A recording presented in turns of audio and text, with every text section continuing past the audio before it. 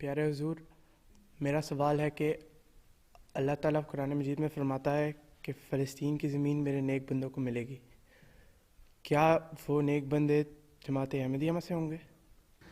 اگر جماعت احمدیہ والے نیکی پہ قائم رہیں گے تو نیک بندے وہی ہوں گے۔ عبادت صالحین جو ہیں، ایسے صالح بندے جو اللہ تعالیٰ کی صحیح بندے ہوں، عبادت کرنے والے بھی ہوں، اللہ تعالیٰ کے تمام حکموں پر عمل کرنے والے ہوں، تو ایسے لوگ جب دعائیں کریں گے اور اس کے لیے اللہ تعالیٰ سے مانگیں گے تو اللہ تعالیٰ پھر برکت ڈالے گا ان کی دعاؤں میں۔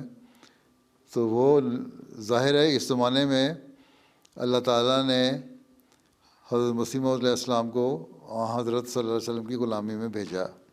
اس لیے بھیجا کہ آپ جو اسلام کی تعلیم ہے جس کو دنیا بھول بیٹھی ہے یا اس میں غلط قسم کی باتیں شامل کر کے نئی بدعات پیدا کر دی ہیں جو غلط ہیں، اس کی صحیح تعلیم اسلام کی قرآن کریم کی تعلیم کی روشنی میں اور حضرت صلی اللہ علیہ وسلم کے ارشادات کی روشنی میں لوگوں کو بتائیں، ٹھیک ہے، اور ایک جماعت قائم کریں۔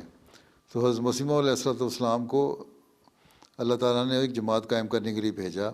اب یہ جماعت کا فرض ہے کہ ہم لوگ ان لوگوں میں شامل ہوں جو عبادت صالحین ہیں، جو نیک لوگ ہیں، اور جب ہم یہ ہوں گے اور دنیا کو بھی اپنی طرف لائیں گے اور دنیا کو ایک کریں گے، اسی طرح حضرت مسیح موعود علیہ السلام کو اللہ تعالیٰ نے یہ بھی فرمایا کہ تمام مسلمانوں کو جو روئے زمین پہ جمع کرو اللہ دین واحد دین کے اوپر، تاکہ سارے فرقے ختم ہو جائیں اور ایک اکثریت والا فرقہ صرف جماعت احمدیہ کا رہ جائے۔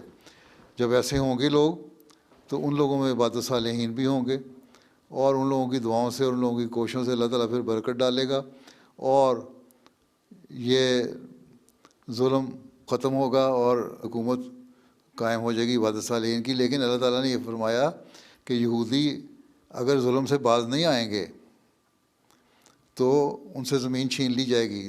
اللہ تعالیٰ نے 2 دفعہ موقع دینا تھا ان کو، یہی نا قرآن شریف میں لکھا ہوا، ٹھیک ہے۔ تو وہ اگر ظلم سے باز نہیں آتے تو پھر اللہ تعالیٰ ان کے ظلم کو ختم کرنے کے لیے وہ زمین ان سے چھین کے عبادت صالحین کو دے دے گا۔ اگر وہ ظلم سے باز آ جاتے ہیں اور لوگوں کو تنگ نہیں کرتے اور ظلم نہیں کرتے تو پھر اللہ تعالیٰ ان کی حکومت لمبا عرصہ بھی چلا سکتا ہے، ٹھیک ہے۔ جی، جزاک اللہ حضور۔